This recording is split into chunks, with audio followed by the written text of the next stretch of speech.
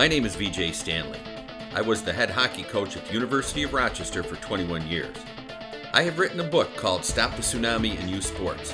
Today, in support of that book, we are going to watch and enjoy a youth sports football scrimmage where the kids play for fun. According to the National Youth Sports Foundation, 75% of children quit organized sports by the age of 12. The number one reason for this phenomenon is that the kids just aren't having any fun. No one joins a team or signs up to play a sport so they can sit and watch. There is no medical evidence supporting the belief that anything children do athletically pre-puberty will help them be better athletes post-puberty. Children should play sports in order to learn to play together, be creative, problem solve, learn life skills, enjoy competition, and have fun. All data points to the youth sports environment being rich in possibilities for both athletic and mental development. We're going to have the white team and the green team. There aren't going to be any rules except you guys know. No stiff arms and no tackling. No, guys, it's going to be just like we're on a playground. They're going to take the football, and the white team is going to start with the ball. You're going to have 4 tries to get to the other end there. See where those cones are? Okay? That's it. It's time to play.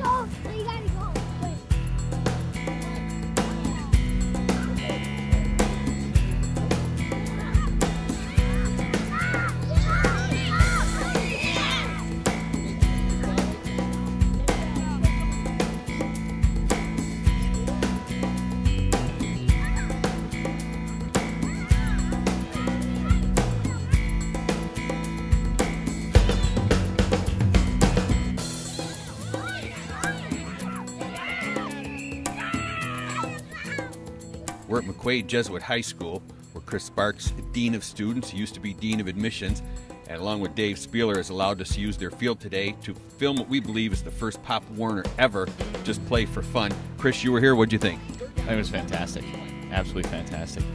To stand there and watch boys do somersaults after a play across the field or high-fiving or literally just jumping up and down like a beam bouncing all over the place was refreshing, because you could see that the boys weren't dialed into what was the score, because there was none, or what down was it.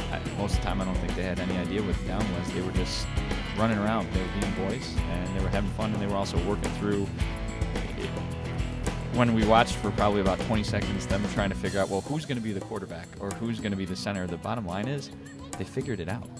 They didn't need anybody telling them how to do it. They worked through it, and it was refreshing. That would be the best word I'd use. Chris, in high school, you are a defending New York State champion in volleyball, but you've coached many other youth sports. In your educational background, you've done studies on sportsmanship. This was chaotic. This was not organized. In all your experience, have you seen anything like this on a field? No. How does this affect you in terms of how you would talk to your boys, youth sports, high school, or whatever? What can be learned from this from your educational standpoint?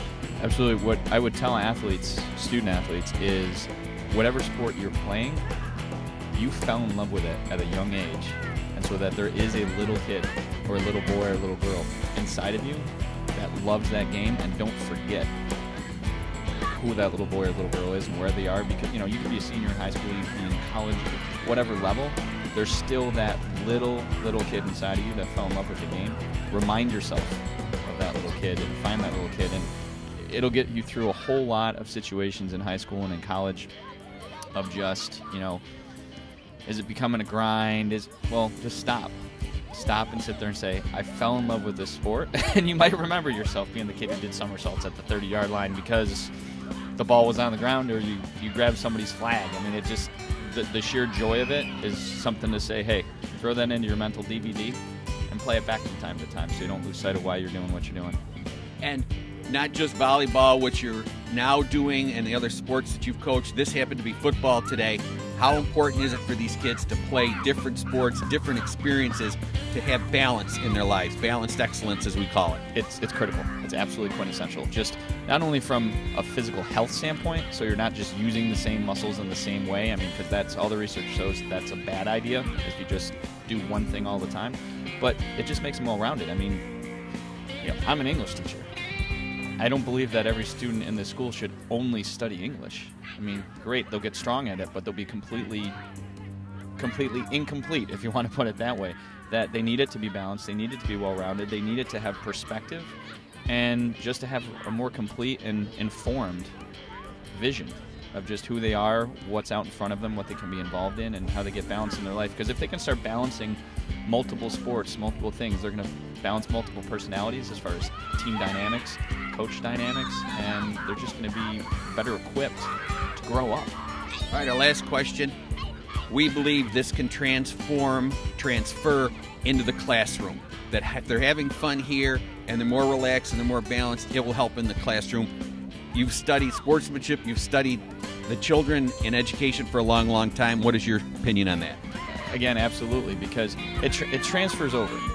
To think that it occurs in isolation would be ignorant or obtuse on our part. It transfers over because, you know, even in the classroom, what do you hear some of the students talking about? Well, what they were doing outside of class. And something like this is such a positive experience.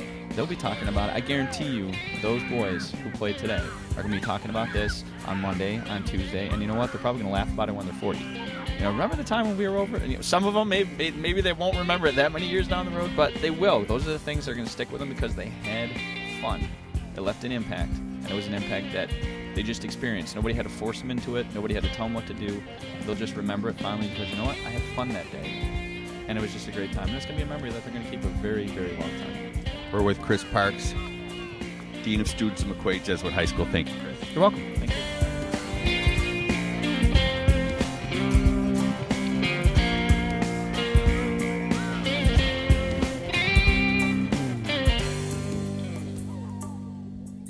We're with Bob Herman, President, Southside Cyclones, and taking part in what we believe to be the first time ever a Play for Fun Pop Warner exhibition game. Bob, what'd you think? I thought it was great. The kids had a ball. I've never seen them yelling when they were blocking like they were doing today. It was just fun to watch them do that in cartwheels after the play.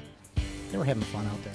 Bob, you got a huge smile as the president. We don't really want to get into the parent issue, but it was just the kids out there, and you saw an entirely different thing, and we saw an entirely different you. How do you feel right now? I feel fun. I feel great. It was a fun experience for the kids. It was a fun experience for me to watch them and have fun and not have all the garbage that goes along with competitive football because, you know, the kids are here for fun. At this age, with the kids doing cartwheels, as you said, and somersaults and everything, it brings a smile to everybody's face because today we let kids be kids. Absolutely. Absolutely. We're with Bob Herman. Without Bob, this would not have been possible. Bob, thank you very much. You're welcome.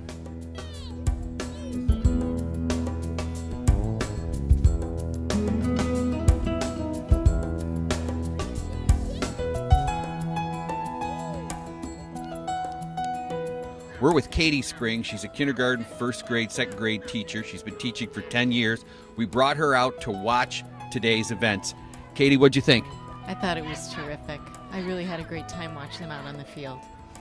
What was so important about it not being important?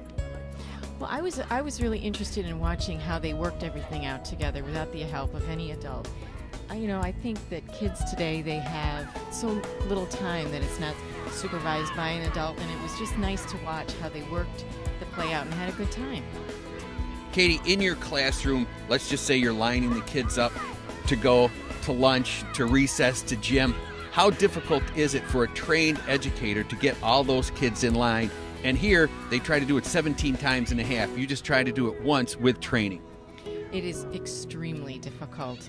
Obviously, depending on their age, teaching them how to quietly walk to a line, how to hold their body, what their voices should be doing, what their eyes should be doing, how they should be walking down the hall. It takes months for these kids to figure out how to walk appropriately in school to the cafeteria for lunch. As these coaches, you're talking to them as an educator, they're trying to teach kids new skills. What advice do you have for them from a teacher's perspective and a mom? You always have to start with what a student knows and work from there. They call it that like scaffold learning. So just build in small increments based on what they know. If you have to teach them a new skill, you need to model that skill over and over and over. Repetition is the key. Then you bring them in and you work on the skill together over and over. And then finally, when they finally get to that independent stage, then they can do it together. And really, at this age, they can't understand or can't complete more than a couple of step directions. So try to keep your directions basic and just a couple at a time. And what life skills did you see those kids learn there today? How to get along together. There's going to be, when they enter the workforce or when they work within a group, they need to know how to work, how to have a common goal, and how to achieve the goal, and who has the responsibility to do what, and to all work together to get that common goal done. So instead of competing with each other, most of the kids' time in classroom is spent getting along, working together, and that can be transferred out onto the field, correct? Absolutely. And we try to do that in a classroom where we have a group that has to get something done, and we try to help them build their strengths and also build their weaknesses. And this was shown beautifully out here. How important is it for these kids to play for fun? It is so important. I mean, where else can they just have that much joy coming together with their friends and around a ball? I know that my son, I think, was born with a ball. There was nothing that he derived more pleasure out of than playing and having a great time. And, life is tough enough as it is, so these kids need these opportunities to have fun and just work together. Thank you very much for your time, Katy. Thank you. VJ has interviewed coaches, doctors, physical therapists, professional and Division I athletes who all agree children can improve dramatically while they play for fun. During this scrimmage, there were no coaches or parents on the field. We want to thank Dave Spieler from McQuaid Jesuit High School, Bob Herman, Clayton Stanley, John Lynch, Chris Parks, and Katy Spring for this opportunity to let the children experience the joy of playing youth sports for fun.